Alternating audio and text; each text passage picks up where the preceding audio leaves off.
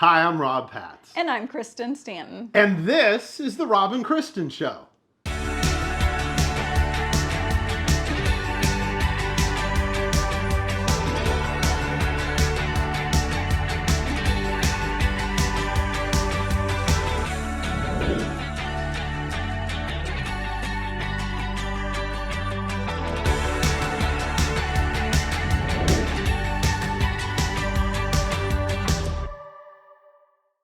And voila, just like that, the magic of television.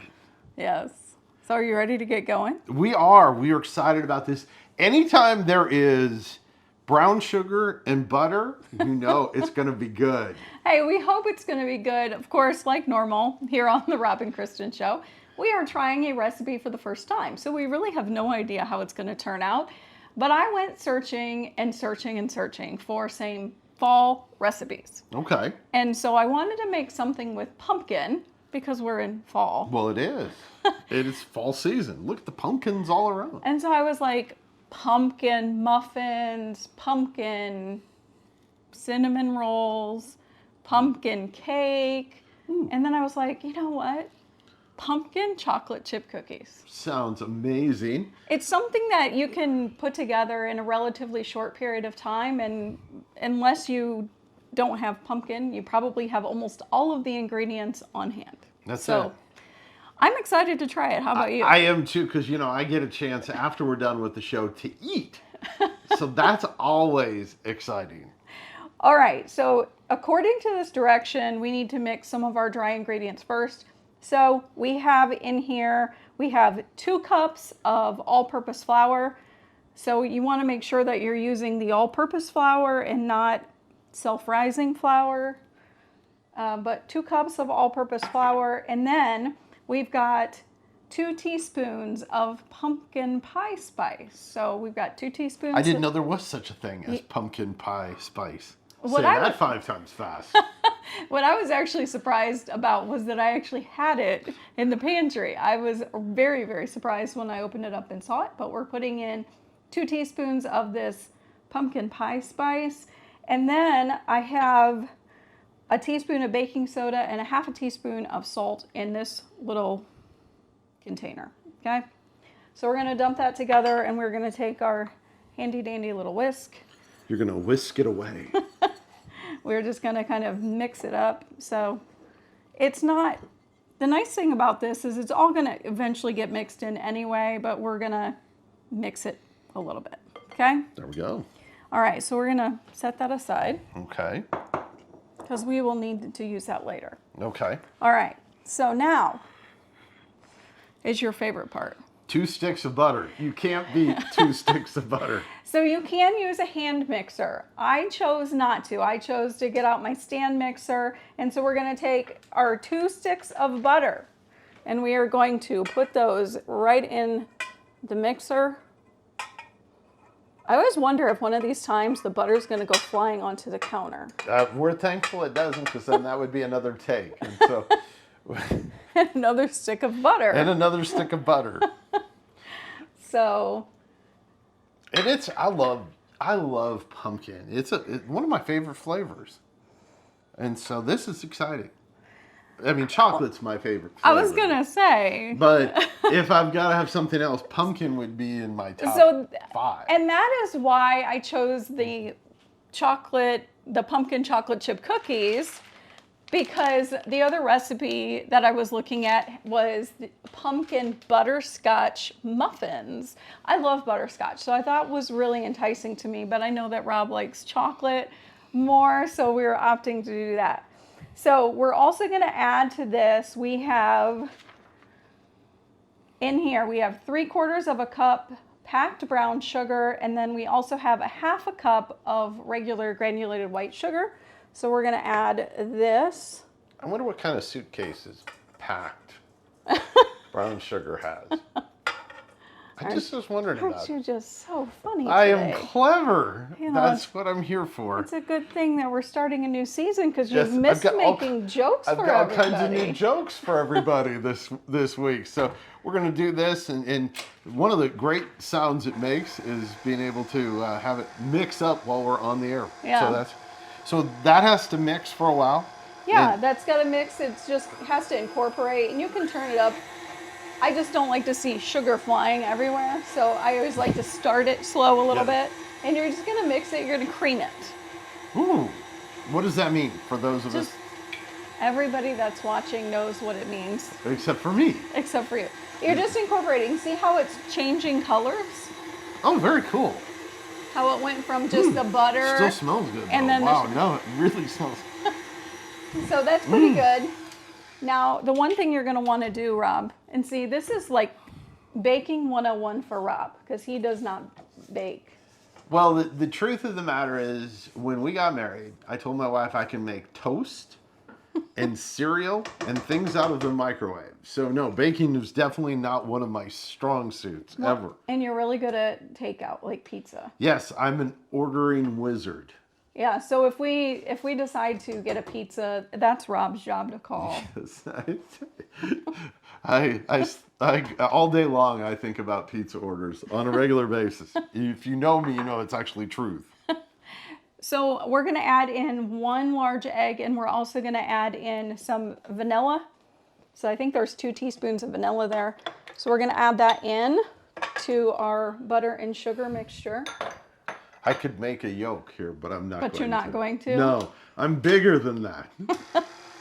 I'll even be bigger than I am now after I get to eat these cookies. But So we're going to get that so going. we're putting that all together. Yeah. Man, that smells so good. I don't know. It just, to me, life, there are memories in life. Like, I can imagine that smell makes me think of my mom and when she was baking. And I think smells have that, you know, they're great for those kinds of things. It's just incredible. Yeah. So we're also going to want to add into this. We've got 3/4 of a cup pumpkin puree. So we're going to add that in. So seriously though, like, what's your favorite thing about fall? Football. Besides football? Knowing that I've had my birthday, and now I'm planning ahead to Christmas because I can get the gifts I didn't get for my birthday at Christmas. How do you know? Football, well, because I asked. Football. Uh-huh. Love football. For me, I think the biggest thing that I love, and especially moving back to the Midwest, was the change of seasons. You know, being from the Evergreen State, hence the name Evergreen State, there are not as many fall foliage. You can go, there are places. So if you're from the state of Washington, you're going to email me now and say there are places you can go, and there are places you can go.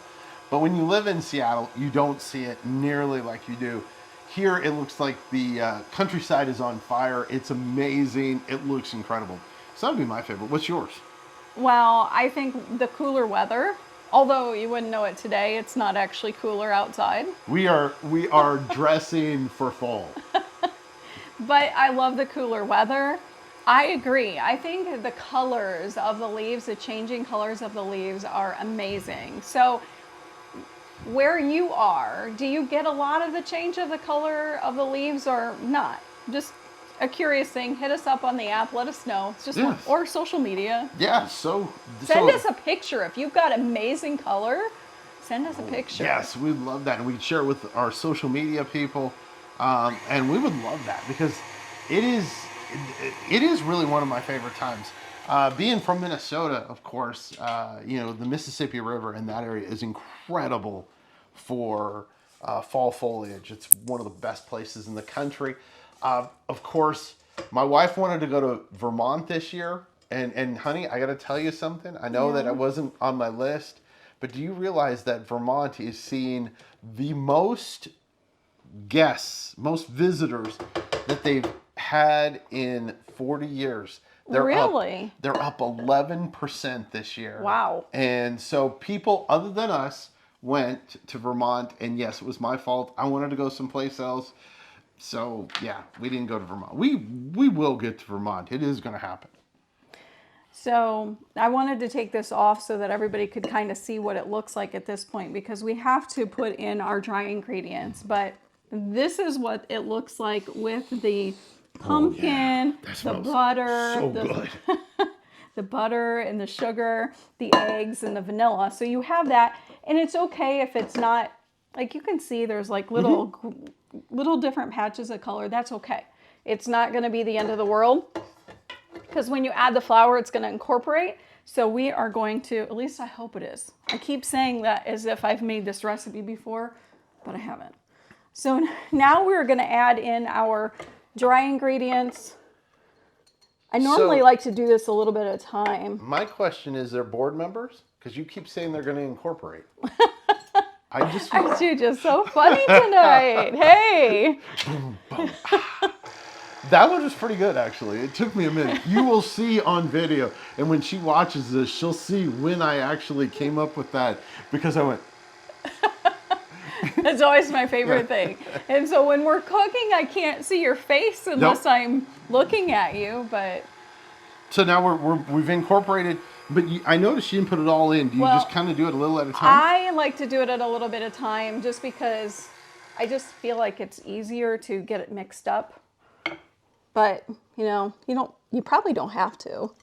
No, I think it's pretty smart. I just was wondering, being the pastry chef that I am, I just was asking your tricks of the trade. Plus, for me, it keeps the flour from flying everywhere in the air. Making this little cool cloud. Yes. Have you ever done that? You put your flour in and you start your mixer, and you might have maybe forgotten that it was, like, especially if you're using a hand mixer, you forget that it's got to be on a lower speed. So, all right.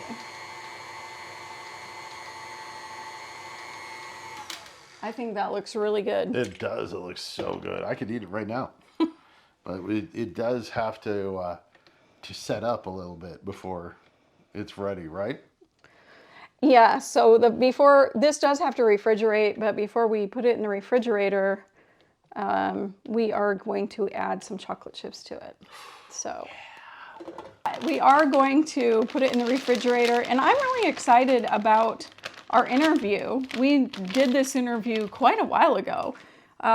It's Kate Angelo. She had a really great book called Girl Lost, and if you have not picked up one of her books to read, you really should, because it is suspenseful. Yes. So. And a great couple. Her and her husband, both great people. We got a chance to meet them a few months ago and do this interview, which we're going to take to you right now as Kristen puts this in the refrigerator. We are here today with another great author, Kate Angelo. Kate, thank you for joining us here on the Rob and Kristen Show. Thank you for having me. I'm so excited to be here. I love NRB and all the energy. It's so great to meet new people. It's so great. Isn't it so fun? It absolutely is. Like, you're dead tired and we're all like our bags under our eyes, but it is so incredible what God does here. It's amazing. So tell me, you have a book that's coming out. Yes. Is this the first book in a series? Is it the third book? So this is it's Girl Lost, and it is the first book in a series called The King Legacy. It's being published by Revell, and it is a romantic suspense novel that has a lot of twists and turns in it, and I think readers are really going to love it. So how many books have you written? So this will be my 8th publication. My 8th book, and I have one nonfiction right now, and then I have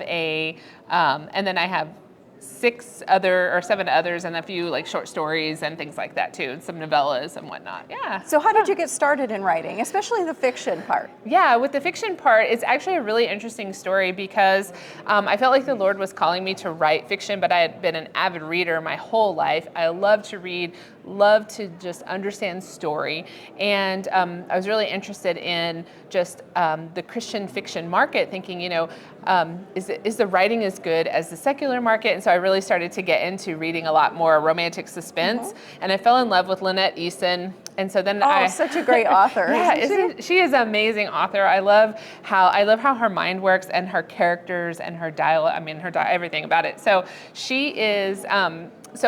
She joined Susie May Warren, who started Sunrise Publishing, and what they did is they took they kind of tried to follow what's called like a James Patterson model, where they took a lesser known author and they matched them with a best-selling author. And they did blind auditions, and during those blind auditions, you just send in a writing sample and a little bit of like your resume.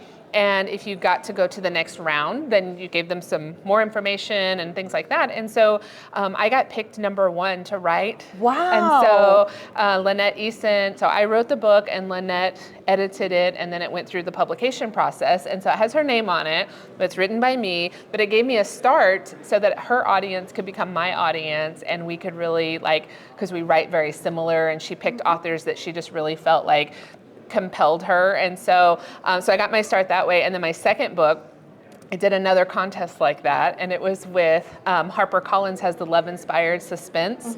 And so I joined their contest, and I think there was, I might have my numbers wrong, but I'm pretty sure, I know out of, it's okay, there we was won't hold you to it. I know there was like 200 or 400 entries or something like that, and the editor was like, out of those, we pulled yours like right off the top and like set it aside and out of the contest, and I was just like so blown away, because I feel like I don't know what I'm doing sometimes, but now I know that all authors feel that way. I think everybody in general feels that way, especially when you're launching into something new. Yeah, right? That's right. So what did you learn throughout this process that has helped you now that you're on how many novels? 8?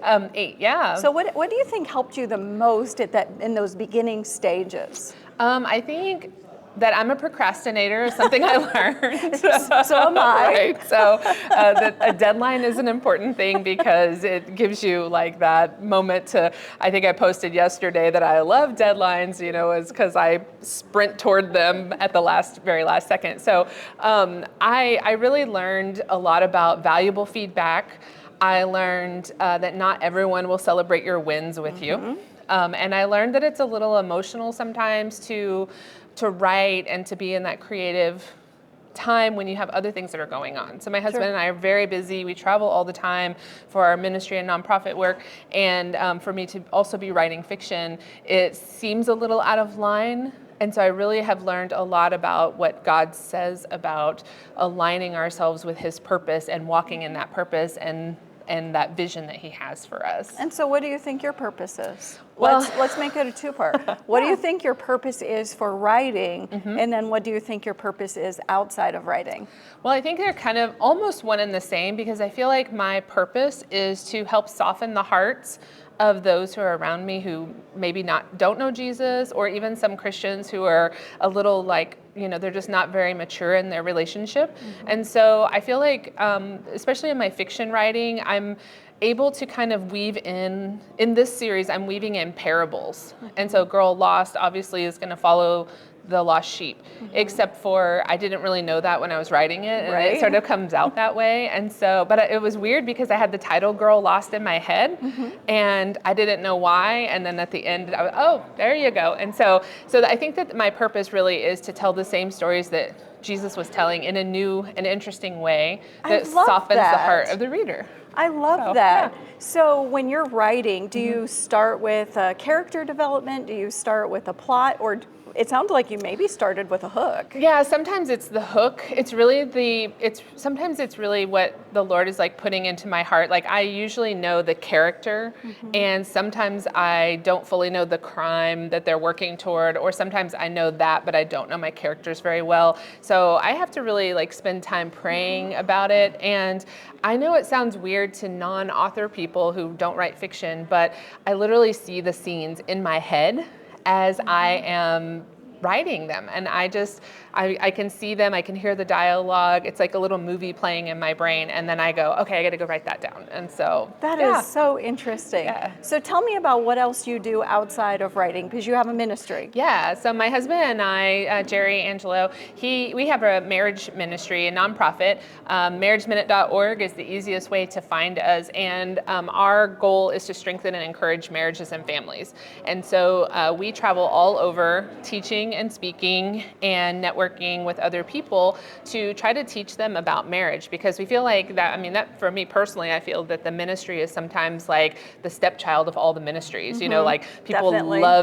love kids ministry, they love the youth ministry, Yes. their worship ministry, missions, and then you're like marriage, and they're like, well, we did a Valentine's banquet, is that enough, you Right. know? But it's like the most under attack thing. It's supposed to be the image and representation of Christ and his bride, Yes. and yet we don't attend to it at all. And so we are helping other people with their funding. We are raising funds ourselves. We're trying to teach skills that are just practical, everyday skills that can transform your marriage and your life.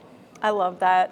So tell people that love fiction how they can find out about you. So you can find me at kateangelo.com, and if you subscribe to my newsletter, there's a free short story there, and my newsletter subscribers get to see the book covers first, and they get to be on the launch team first, and they get some of the secret perks, and I also give away at least a book once. Secret perks. Secret perks. That's Yeah. a reason So there you to go and subscribe. Absolutely. Do you have a Facebook group? I do. I don't have a Facebook group. I actually have a Discord group, and Okay. when you subscribe to the newsletter, you can get in on that. And that Discord group is kind of cool. It's different because we have lots of suspense authors in there. So if you like, and readers, and so if you are interested in my stuff, then you can also join Lynette's team, or I think Patricia Bradley's in there, and some other people that are well-known authors that Sounds you can like join. a really great group to Yes, join. It's fun. It is a lot of fun. And we really support each other and pray for each other and lift each other up in that group as well. So it's more than just reading and writing. Love that. Yeah. Well, Kate, thank you so much for being part of the Rob and Kristen Show and for Yes. taking time out to join us here at NRV. Thank you so much. Great interview. You know, it made me want to go, "Wah, dun, dun, dun, dun, wah." Yes, I mean, counterintelligence Yes. officer. So do yourself a favor, and there's about a 30-minute window where you have to chill the dough anyway. So go get this book and sit down and read the book well, at least part of it. You're not going to get through a lot of it. But sit down and start reading the book while your dough is chilling in the refrigerator.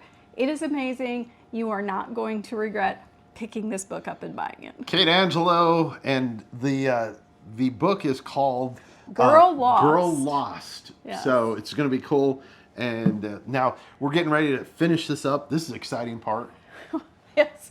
So you're going to want to take, I have a little cookie scooper. I know that I always make my cookies bigger than what the recipe calls for, but you're going to just scoop them on after the dough is chilled, and you're going to bake it somewhere between 10 and 12 minutes. I'll check my oven probably at about 9 because my oven bakes very, very hot. So, and then we'll They see. just look so pretty. Yes.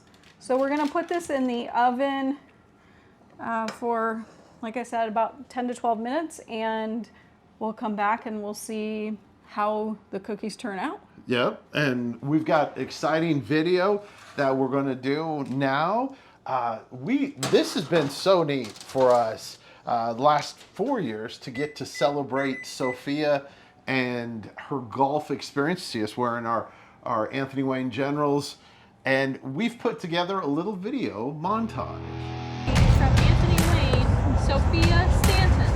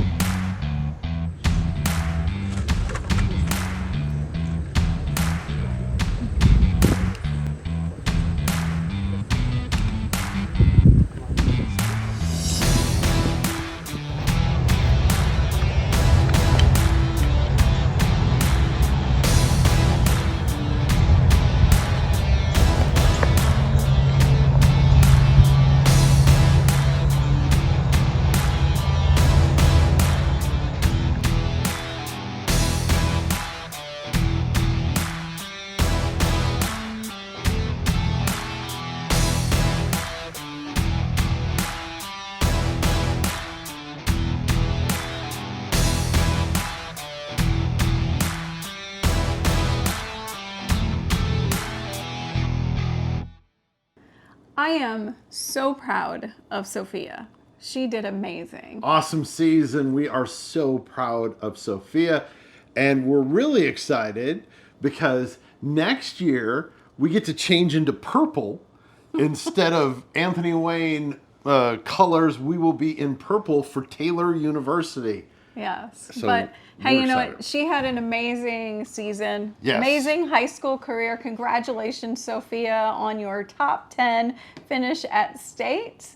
And also to the Anthony Wayne Generals girls golf, who went back to back to States. Back It's to back to amazing. States. Awesome. Look at this. Yes. Just look at it. So I think this was about 10 minutes, and then I always leave them on the baking sheet for about another minute or two before I take them off. So, Just look how pretty they are. yes. Those are yummy looking. They're still hot, so just be aware. There are earlier episodes where I have bit into things that were extremely hot, and you can see it in my face. So what we're going to do is take just a little bit like that, and then watch most of it hit the counter. So what did you think? You doing your little happy dance? Mm-hmm. So doesn't that look just beautiful in the middle of it? So Oh yeah. Go for the chocolate chunk and not the chocolate chips. it's really good. That is awesome. Wow. Man, where's the time gone? It's gone by way so fast.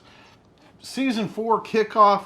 We want to thank you for being here with us, and we want you to go out and live an abundant life.